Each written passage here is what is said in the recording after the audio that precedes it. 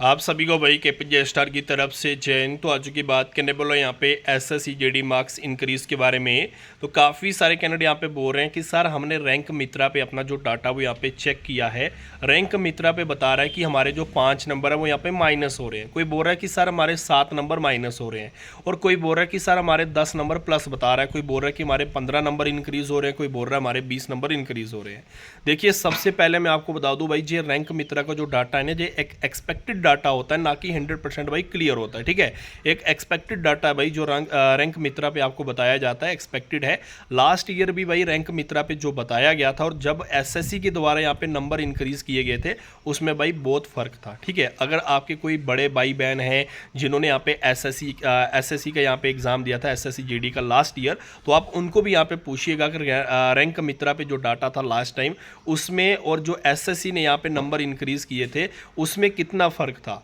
और मैं आपको एक ही चीज़ कहना चाहूँगा, जिस कैंडिडेट के यहाँ पे 5 नंबर माइनस बता रहा है या 7 नंबर माइनस बता रहा है, तो उस कैंडिडेट को यहाँ पे टेंशन करने की कोई ज़रूरत नहीं है। ठीक है, क्योंकि रैंक मित्रा आपके नंबर ना बढ़ाएगा ना कम करेगा। ठीक है, ये काम होता है भाई एसएससी का। ठीक है, एसएससी अपने हिसाब से भाई आपके नंबर कम या ज़्यादा करेंगे, वो आपकी शिफ्ट पे डिपेंड करेगा कि आपकी शिफ्ट ज़्यादा टफ थी या आपकी शिफ्ट ज़्यादा ईजी थी। तो मैं आपको एक ही चीज़ कहना चाहूँगा, अगर आपके रैंक मित्रा वे भाई 5 नंबर माइनस हो रहे हैं या 7 नंबर माइनस हो रहे हैं, तो आपको टेंशन करने की कोई ज़रूरत नहीं है। जब एसएससी के द्वारा आपके नंबर इंक्रीज किए जाएंगे तो वहाँ पे आपके नंबर जो है 5 या 7 नंबर वाइज इतने ज़्यादा नंबर आपके माइनस नहीं होंगे, इसलिए आपको टेंशन करने की ज़रूरत नहीं है।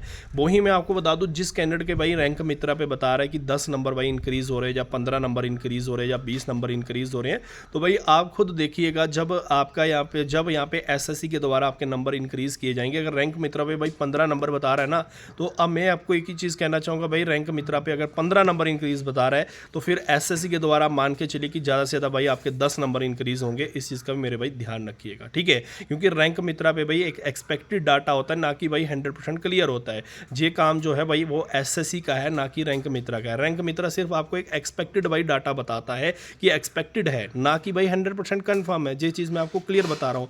और वही बात आती है कि एसएससी के द्वारा जो आपके नंबर है वो कब तक इंक्रीज किए जाएंगे। देखिए, इसमें मेरे भाई थोड़ा सा टाइम लगेगा, उसके लिए आप सबको इंतज़ार करना पड़ेगा। कहते हैं कि सब्र का फल मीठा होता है, तो उसी तरह भाई आपको इंतज़ार करना पड़ेगा, सब्र आपको करना पड़ेगा। जैसे ही एसएससी के द्वारा भाई आपके जो नंबर है वो यहाँ पे इंक्रीज़ किए जाएंगे, उसमें भाई आपको बता दूँ, यहाँ पे आपको टेंशन करने की कोई ज़रूरत नहीं है। जिस कैंडिडेट के बहुत ज़्यादा नंबर माइनस हो रहे हैं तो उसके नंबर बिल्कुल ना के बराबर माइनस होंगे। ठीक है, जिसके नंबर भाई 7-8 माइनस रैंक मित्रा पे बता रहा है ना, तो एसएससी के द्वारा 1 या 2 नंबर ही माइनस होगा, उससे ज़्यादा नहीं होगा।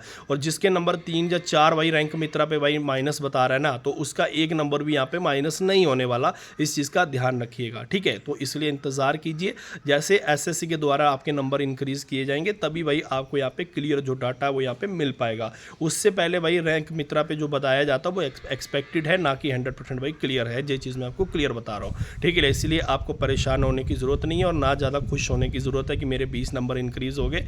ये ना हो भाई जब एसएससी इंक्रीज़ करे, अगर आपके इस समय 20 हो रहे हैं तो एसएससी भाई 15 इंक्रीज़ करे।